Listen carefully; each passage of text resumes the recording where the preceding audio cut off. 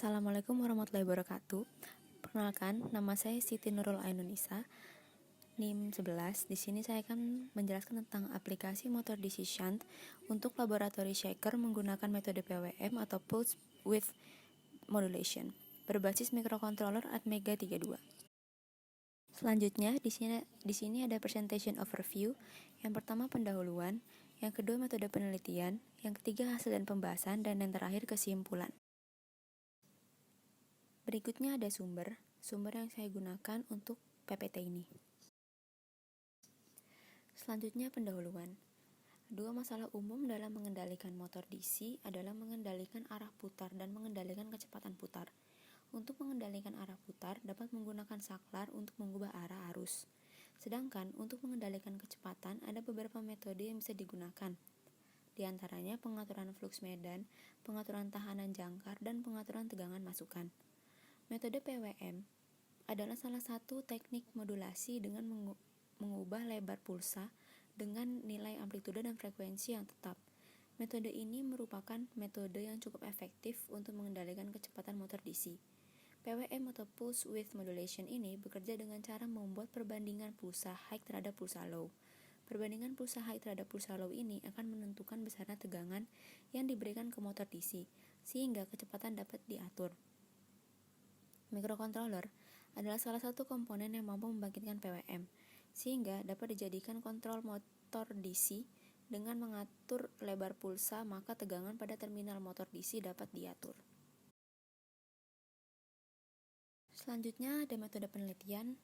Di sini terdapat flowchart yang berisi tahapan-tahapan yang dilakukan dalam penelitian ini. Yang pertama itu ada pengumpulan materi dan bahan, yang kedua pembuatan perangkat keras, kemudian pengujian perangkat keras, pembuatan perangkat lunak, pengujian perangkat lunak, dan terakhir pengujian sistem keseluruhan. Selanjutnya ada blok diagram perangkat keras. Ini dimulai dari push button sebagai instruksi atau perintah awal microcontroller Atmega yang berupa perintah untuk mengatur timer yang akan digunakan untuk proses shaker berlangsung. Selain itu, push button juga dijadikan perintah untuk menaikkan atau menurunkan kecepatan putaran motor DC. Kemudian, perintah ini ditampilkan di LCD 16x2 berupa timer countdown seiring dengan Atmega 32 memberikan perintah otomatis ke L293D sebagai driver motor DC, dan lamanya proses tergantung dari lamanya waktu yang disetting.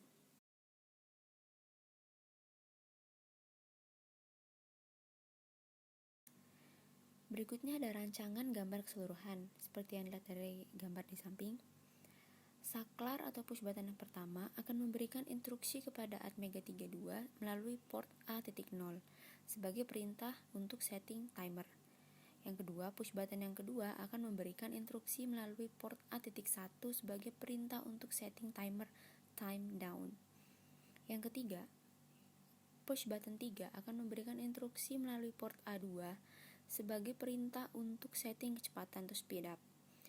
Yang keempat, saklar push button 4 akan memberikan instruksi kepada Atmega 32 melalui port A3 sebagai perintah untuk setting kecepatan speed down. Lamanya proses shaker dan duty cycle PWM ditampilkan ke LCD. Gelombang PWM akan dibangkitkan di Atmega 32 dan dikeluarkan melalui port D5, yang selanjutnya akan menjadi inputan IC L293D untuk mengatur tegangan yang diberikan ke motor DC. Selanjutnya ada pengujian dan hasil.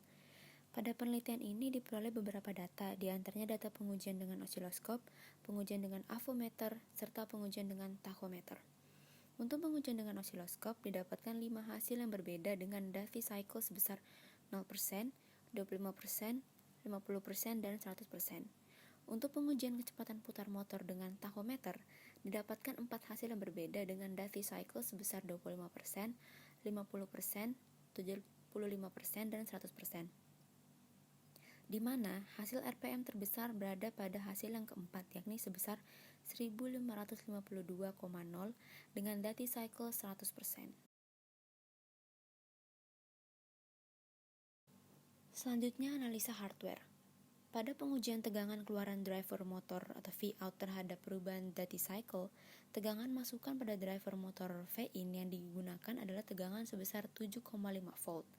Hal ini karena motor DC yang digunakan pada penelitian ini adalah motor DC dengan tegangan operasional 6 volt dan maksimal tegangan 7,5 volt. Hasil pengujian Vout terhadap duty cycle. Dilihat gambar tabel di samping. Jika hasil pada tabel di samping dijabarkan dengan perhitungan rumus Vout sama dengan T on per T total kali Vin dengan T total sama dengan T off tambah T on, maka didapatkan tegangan keluaran Vout dengan duty cycle 0%, 25%, 50%, 75%, dan 100% berturut-turut adalah sebesar 0 volt, 2,34 volt, 3,75 volt, 5,15 volt, dan 7,5 volt. Dari data-data tersebut, maka didapatkan grafiknya seperti berikut.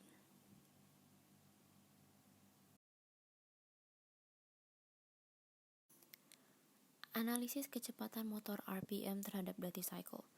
Pada pengujian kecepatan putar RPM terhadap duty cycle, tegangan masukan Vin yang digunakan adalah sebesar 7,5 volt. Hal ini dikarenakan motor DC yang digunakan pada penelitian ini adalah motor DC dengan tegangan operasional 6 volt dan maksimal tegangan 7,5 volt. Lihat tabel di samping. Duty cycle 50% memiliki kecepatan putar paling besar, yakni sebesar 792,6.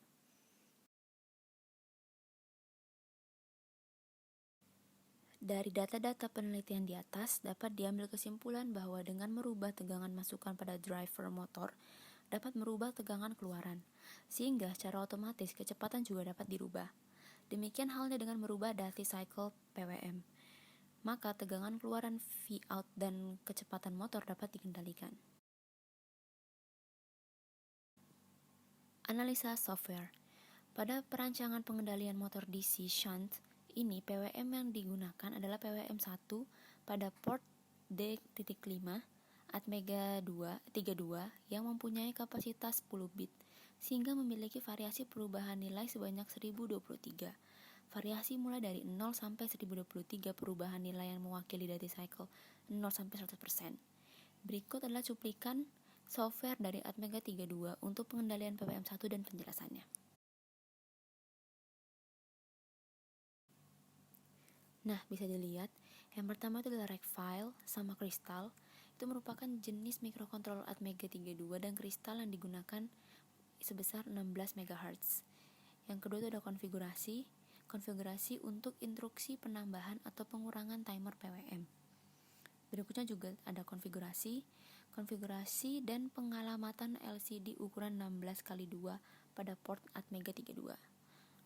Selanjutnya, timer pertama, konfigurasi timer 1. Timer 1 digunakan untuk membangkitkan PWM 10 bit, hitungan naik non-inverting. Selanjutnya, ada konfigurasi port D. Itu merupakan konfigurasi input dan output. Selanjutnya ada dim PWM as integer dan lain-lain. Itu merupakan ukuran-ukuran data pada folder yang disiapkan. Program utamanya yaitu ada do if waktu go sub selesai, itu merupakan waktu atau timer sama dengan 0, maka lompat ke label selesai.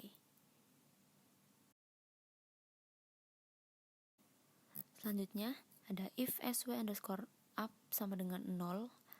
Itu merupakan jika tombol up-nya ditekan, PWM bertambah atau kecepatan motor dinaikkan. Yang selanjutnya if sw_down, maka jika tombol down ditekan, PWM akan dikurangi atau kecepatan motor diturunkan. Selanjutnya ada PWM 1A, merupakan PWM itu merupakan output PWM pada PWM 1A, yaitu pada port D5 Atmega.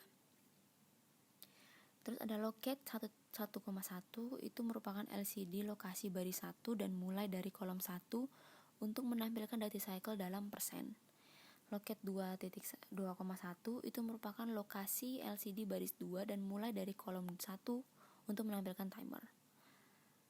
Kemudian selanjutnya, pengaturan waktu naik per 30 detik ketika ketika tombol up ditekan dan setelah tombol dilepas maka kembali ke program utama di atas. Time down itu pengaturan waktu turun per 30 detik ketika tombol down ditekan dan setelah tombol dilepas maka kembali ke program utama di atas. Terakhir, proses selesai jika timer telah selesai dan disertai bunyi buzzer.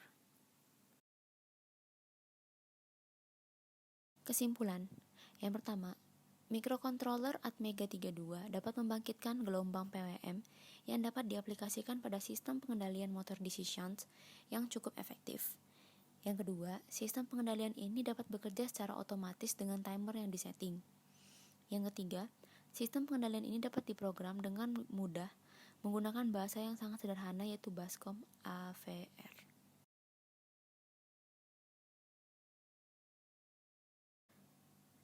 Ya, demikian presentasi saya. Kurang lebihnya mohon maaf. Wassalamualaikum warahmatullahi wabarakatuh.